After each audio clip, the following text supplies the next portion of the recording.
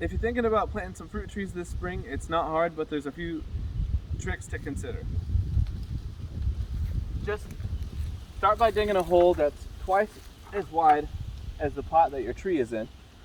You don't have to dig a big giant hole and then fill it full of a bunch of stuff, because eventually your roots, they need to get used to your native soil. So you don't want to change it too much. So you don't have to dig a big massive hole. Just a small one is good. Now dig the hole, and using a stick or just the naked eye, make sure that the original soil level of your tree when you got it from the nursery is the same as your native soil, just like this.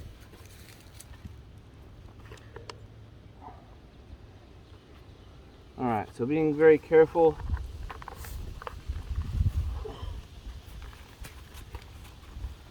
We're gonna take this tree out of here.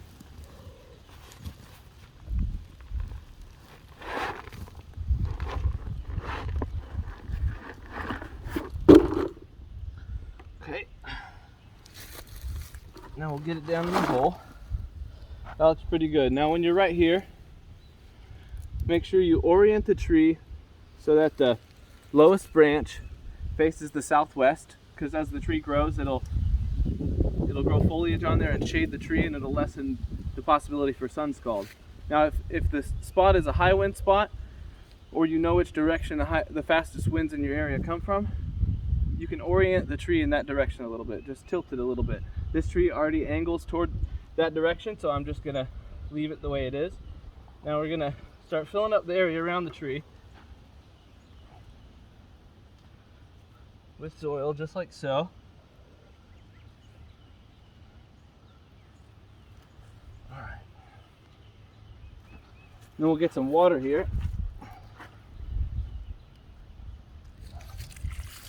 and pour it in there until it fills up all the way.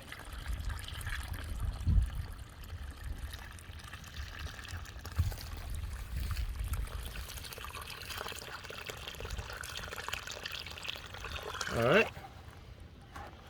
Now take and bump that tree around a little bit. Move it around. Not too much, you don't want to damage the roots. But bump it around a little bit. And make sure you get all the air bubbles out. You'll see a whole bunch of air bubbles come up, and you want to get that out because the oxygen can burn those roots down in there. And this way, the water makes all that soil settle against the roots, and it makes it all nice and tight in there. So I don't see many bubbles coming up from here, so we're going to fill it in the rest of the way.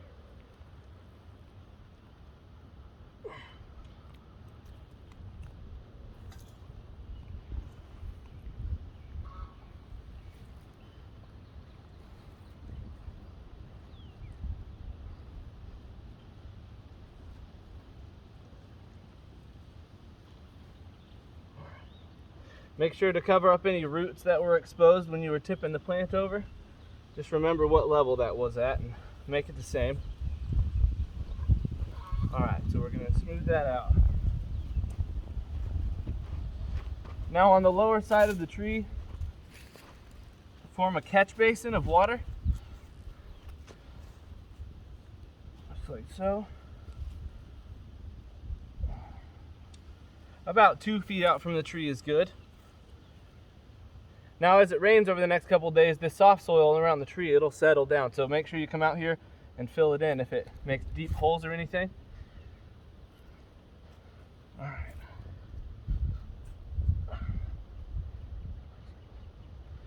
All right, now this will just hold water in here, which the tree desperately needs. Make sure you water consistently, about once a week through August.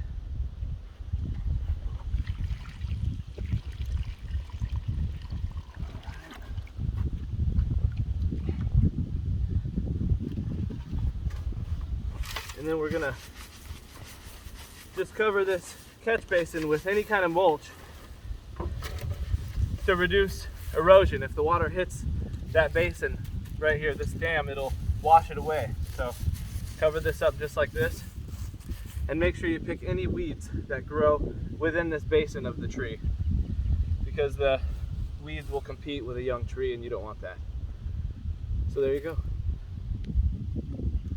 All right, so you can mulch this entire thing. It's a good thing. I'm going to go grab some more mulch to do it.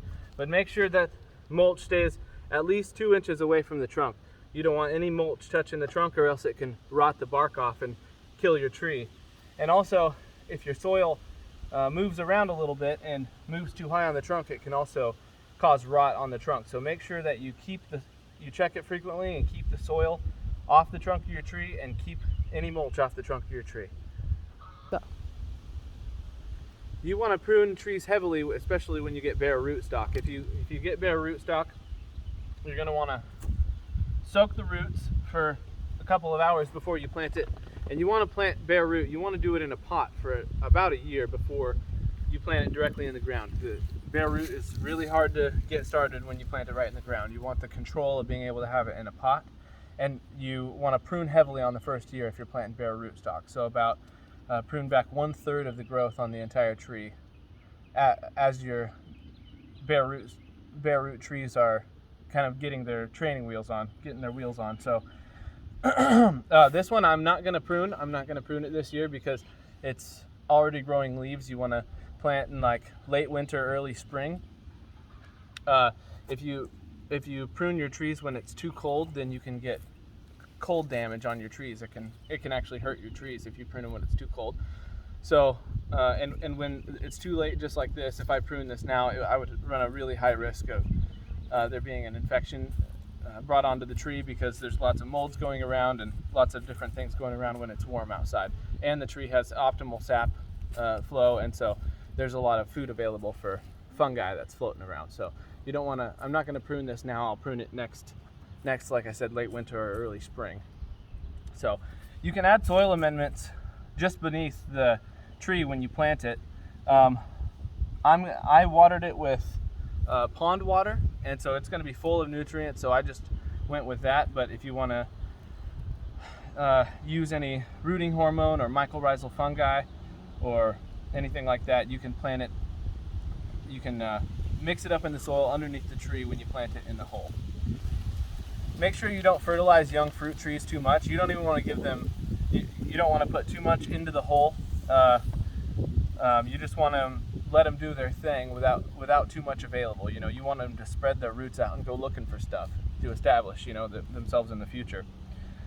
Also, you don't want to give them tree fertilizer for at least a year or two afterward for the same reason. Just let them do their thing, and then once they start getting established, then you can give them more fertilizer and more things just to amend the soil. But you can always use compost. Compost is always great to use. You can use compost at any time. It's very healthy for the tree.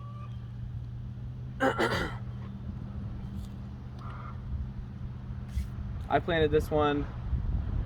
There's this plum and another one over there. This is a plum tree, and they require cross-pollination. So make sure if you go to the nursery and you're getting trees, just make sure you get some that jive together and work together. And if you can get them ones that flower at the same time, but their fruit is available at different times, that's outstanding, because then they pollinate each other perfectly because they're fruiting at the same time, and you get fruit for a longer period of time throughout the season. So that's a good way to go. So, thank you for watching. If you want to know a simple and effective way to plant fruit trees in writing form, go ahead and check out my blog. The link is in my bio, thegoodoldway.com. So I'll have not the only way, but a really good tried and true method of planting fruit trees.